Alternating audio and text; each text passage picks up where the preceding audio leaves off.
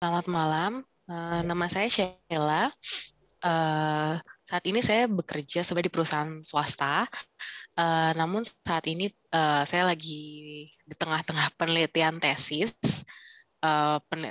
Kebetulan jurusan saya ekonomi syariah, jadi penelitiannya itu temanya mengenai KPR syariah, penelitiannya mengenai KPR syariah. Terus habis itu dosennya bilang pakai PLS aja, karena kalau SEM itu ya kalau SEM itu datanya saya lupa dia bilang apa data untuk data kamu kayaknya cocoknya pakai PLS. Ya udah, akhirnya saya ikutin pakai PLS.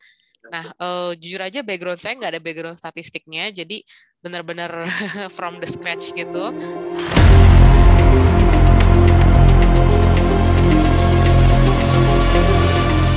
Kita break lagi tadi. Kenapa kamu nggak boleh pakai SPSS atau kamu nggak perlu pakai SPSS? Karena kalau kamu pernah belajar SPSS, itu ketika kamu mencari hubungan antar variabel, kamu diberikan panduan atau satu rumus yang mengatakan bahwa untuk mencari hubungan Y itu sama dengan konstanta ditambah beta X1 plus beta X2 bla bla bla sampai berapa X plus error.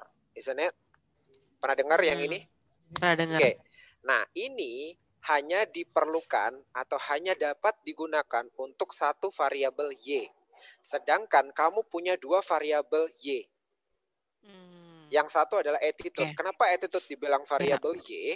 Karena dia juga dipengaruhi oleh faktor-faktor service quality dan lain sebagainya.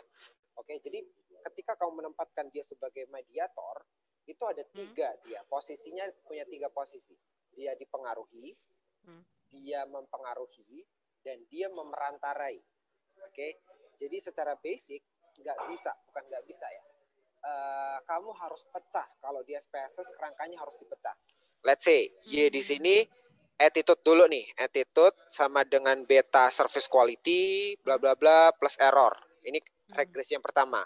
Regresi yang kedua berarti apa? Behavioral intention, let's say. Behavioral intention ditambah beta X1 bla bla bla plus error. Jadi dibagi jadi dua kerangka. Di mana mediasinya kamu harus pakai satu aplikasi namanya Sobel. Sobel test.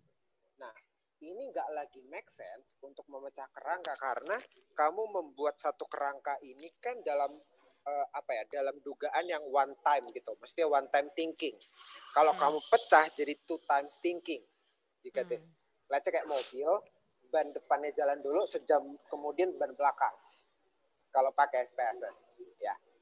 Jadi itu nggak make sense lagi. Makanya, tapi dengan SEM itu kamu dimungkinkan untuk menganalisis jalur. Oke, ini kamu harus highlight analisis jalur. Yeah. Ketika kamu menemukan atau menggunakan analisis jalur, kamu dimungkinkan merunning seluruh kerangka berapapun variabel Y-nya. Bisa lebih dari satu variabel Y. Oke, itu ketika kamu nanti ditanya kenapa nggak pakai regresi, which is itu SPSS, dan kenapa kamu menggunakan PLS instead of SPSS.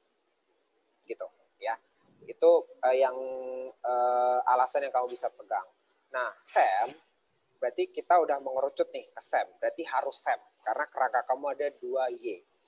Nah, tapi SEM ini timbul pertanyaan lagi. SEM ini ada AMOS, ada LISREL, terus ada ada CB SEM dan lain sebagainya, termasuk salah satunya ada Smart PLS. Nah, kalau kamu pernah dengar AMOS, LISREL dan lain sebagainya, pernah dengar?